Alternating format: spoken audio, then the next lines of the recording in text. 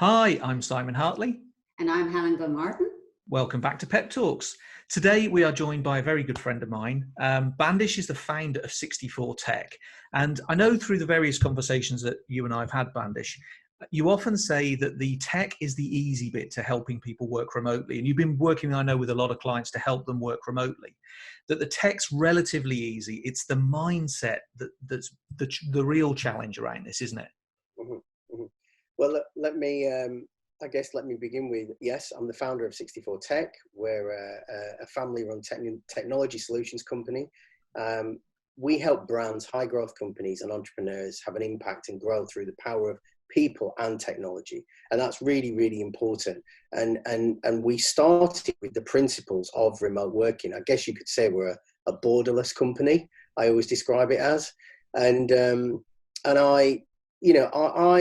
everybody's banding around remote working a lot at the moment. And you and I talk a lot about perspective, and actually most people have been working remotely. They just don't know it. Mm. So you go into an office, you suddenly put your head down and you're sending emails to your colleague who's in a couple of rows away.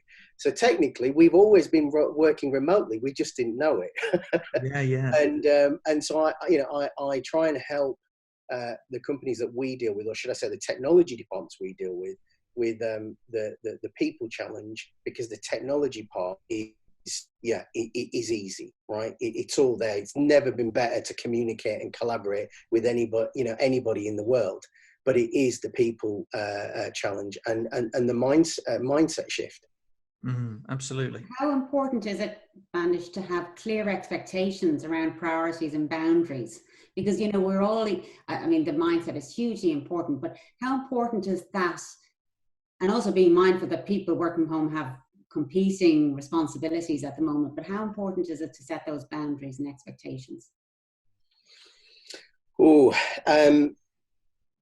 the word boundaries sort of bothers me because you're a borderless company.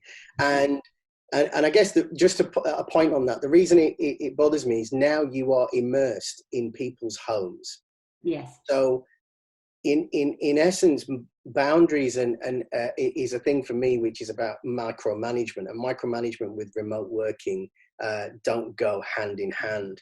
I would say that as leaders embark on this brave new world of remote working, they can't think of a remote strategy as good or bad. Don't get yourself on that side, and talk about boundaries as well. Instead, they need to be focusing on helping everyone, including themselves, reap the benefits and mitigate the drawbacks, because there are pros and cons to both, if that makes sense. Boundaries is a really tough one. We've had a remote strategy for 8 years, and you are immersed in people's homes. You have to get involved. I mean, one thing is that this is my experience and my perspective, but I really, really break this down into one category. That one category is awareness. And I chop awareness down in a number of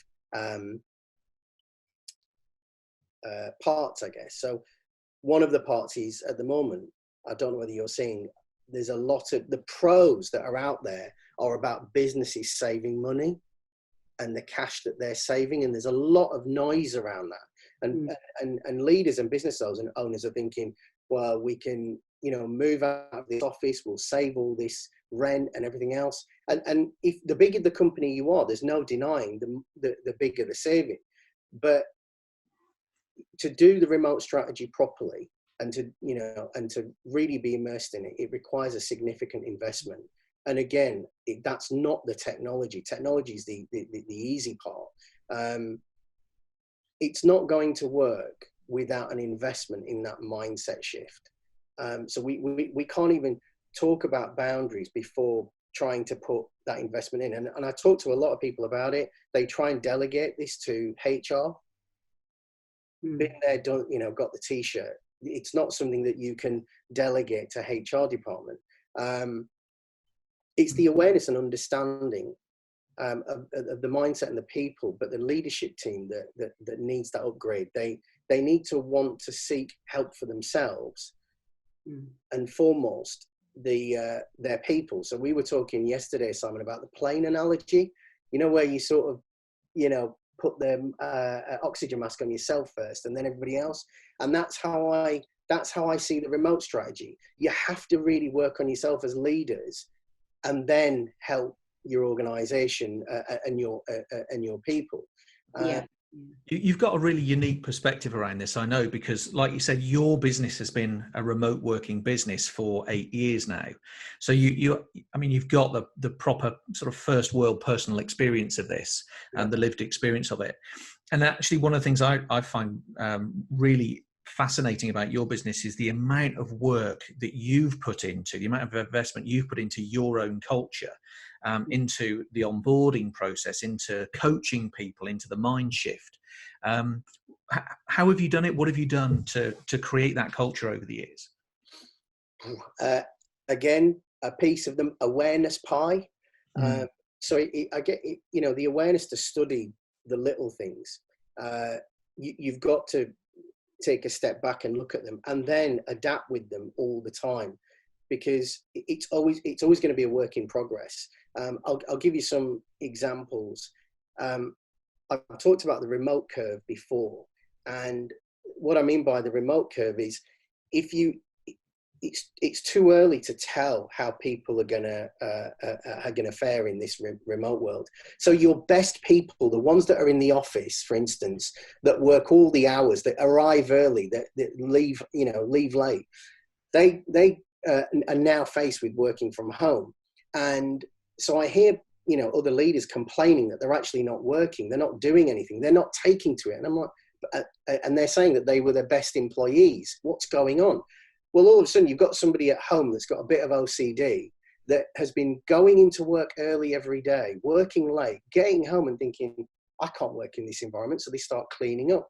They start doing things to organize their home life, so that once they can eliminate that clutter, they can then focus on work. And I think you've got to be aware of that, and allow people to just adjust, give them a few weeks. You know, you're not going to rule them out as not being able to work remotely. So that was one of the things I tell leaders about, is give people a chance to just bed in. It takes time, and help them with it. And that remote curve, so all of a sudden you have this dip, and this is with everybody. And then what happens is people get very, very bored of doing the things that they need to do in their home environment, and the distractions that are in the home environment that are also in the office. You know, just offices, I always say, are interruption factories. You're getting tapped on the shoulder by everybody. Those distractions are at home. It's just a different form. It's Netflix. It's, you know, your children potentially. So that remote curve dips. But then what you find is that it suddenly goes the other way, and people start to get very bored of all those things, and they start to overwork. And now when they overwork, you've got a different challenge on your hands. So what are you going to do? Are you going to bring in micromanagement and switch people off at a particular time and say the systems are off, you're no longer working? That again didn't work for me. So I started to see people overworking, and I needed to figure a way out of appreciating that. And one of the little things that we did, which people said we were crazy with in the beginning, was we increased our holidays to 30 days. And with bank holidays, that's 38. And the reason we did that is we recognized that people are working late and working a hell of a lot of hours, being overly productive. And we want to be able to give something back for that. It's important that they have that downtime and that rest period. So that was one of the small things. And again, you have to be aware of that. Yeah. Equipment, you know, make people feel special. They are at home. They are part of your organization. Don't give them a terrible laptop that they want to put away all the time and that's got cables hanging. You know, we invested over the top on iMacs. We wanted people to be proud of something they wanted to have in their home. Potentially they've got their own area as well that, you know, they're working from. So that was a small thing where we were overspending on, because we were aware of all these small things. the awareness to be flexible, Mm. letting people take their children to school, spend that quality time, with them, because that, they will make it up. The hours are made up. Your productivity levels are far higher. The Yeah. awareness to be more involved. And when we talk about boundaries, it's really tough to have those boundaries, because you are immersed in people's home lives. Yeah, with yeah. the And I remote. think that's what we've seen, Bandish. I definitely, and you and I have spoken about this at length, really. But so, people are now, we are immersed in their homes. Of course, they're sitting in their kitchen or wherever. And they're now thinking this is more long term. And I believe that they have to put some of that. There is no natural end to the day, and you are tempted. We're all tempted to go and check another email and do something else, or you think I forgot something. And because there's no natural end and you're not doing other things you normally would, then the temptation is almost to do that. And you're absolutely correct. Then you're not bringing the right energy the next day. But also, I think as leaders, really mostly you move around your business, especially in larger organizations. And you get a sense of people when they're in that space and in the office environment. And I think that is, at the moment, everyone's trying to readjust that. And I think lead really clearly and make people feel that sense of security, just as you're saying, and safety around their roles, but also around their expectations, that we don't expect you to work longer just because, you're not moving or not getting in the car and driving home. So I think that's very important. You have a culture document, a very strong culture document that I'm hugely interested in. And it is around remote working. And of course, everybody else is catching up on that, Bandish. You've got to keep your culture in line with your purpose and vision. So how do you do that when people are remote? Because this is new to most people. And you're kind of the master at this stage. What are your tips for that? Regular communication. Be involved. We have morning huddles. They're really important.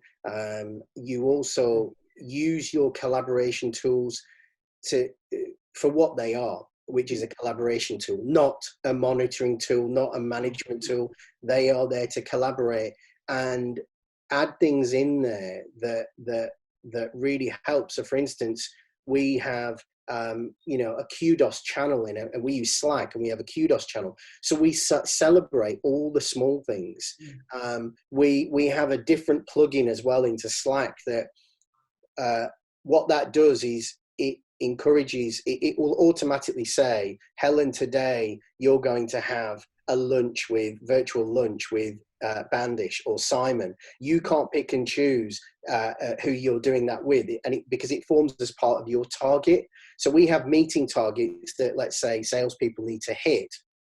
As part of the meeting target, one of the meetings is to have a get together, if possible, physically, or a virtual lunch with one of your colleagues. But you can't choose that, or else the individual would turn around and think, I'm just going to spend every lunch with Helen, right? So I've done it. So we automate that. So it gives a round robin. So everybody gets the chance to get to know each other and spend some time with each other.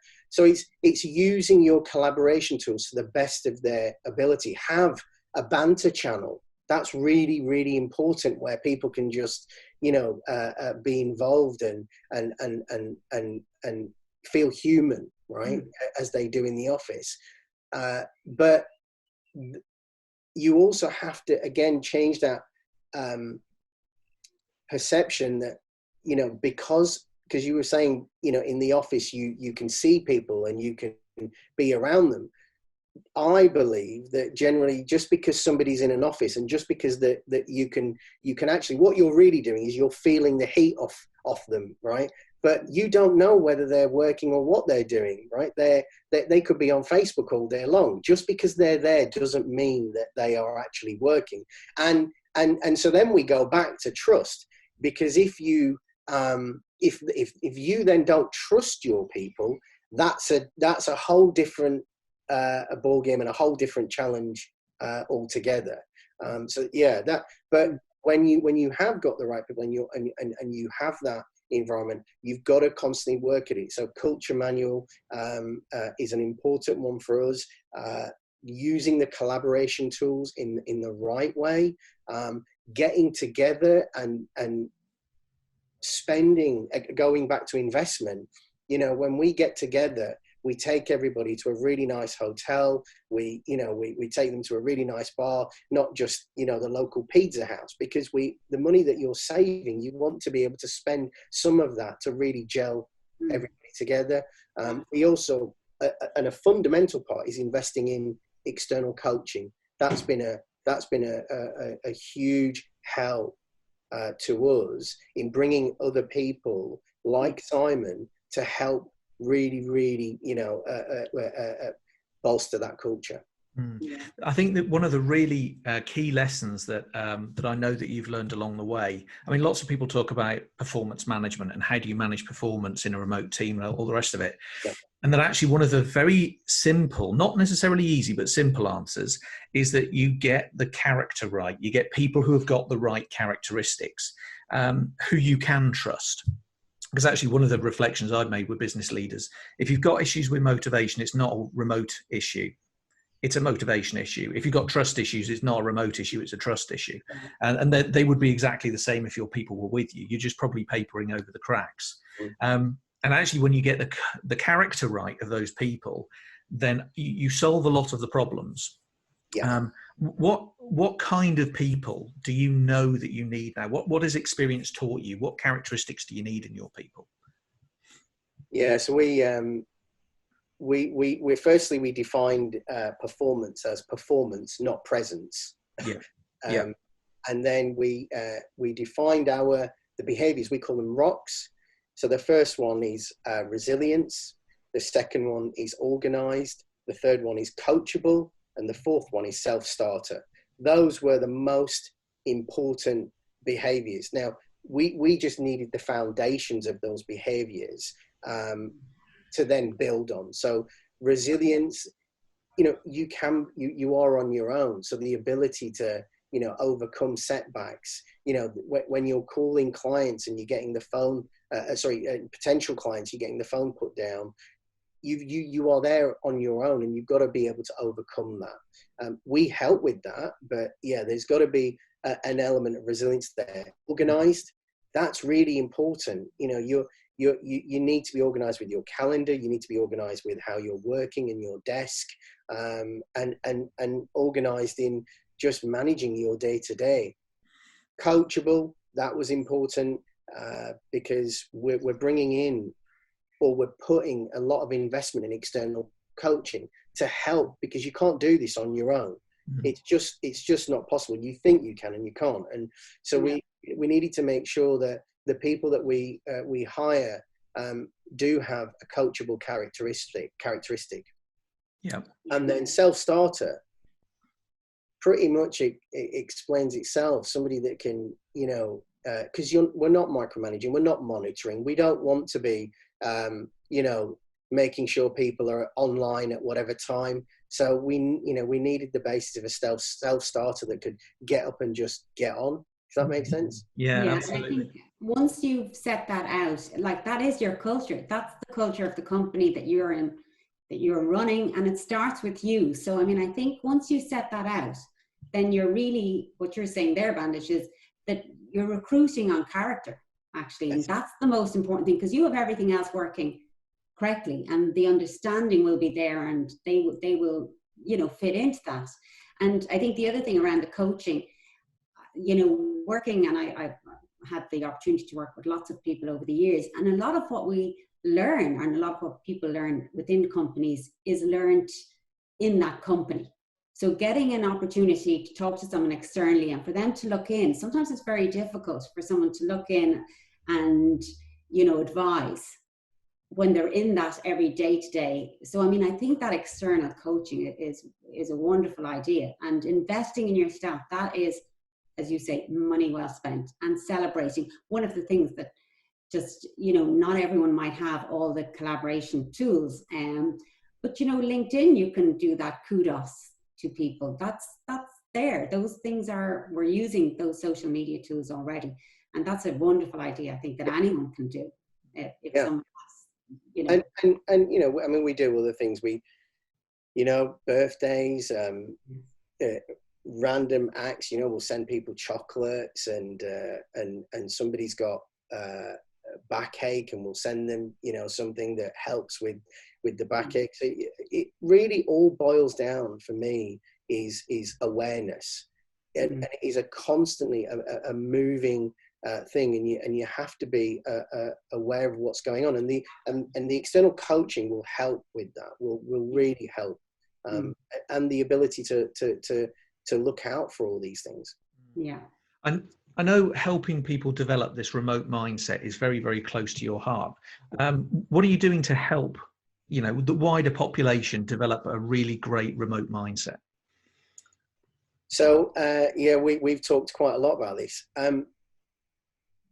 Firstly, we don't just look at the technology solutions and the services that we provide when we're going into clients. I take a much more holistic approach.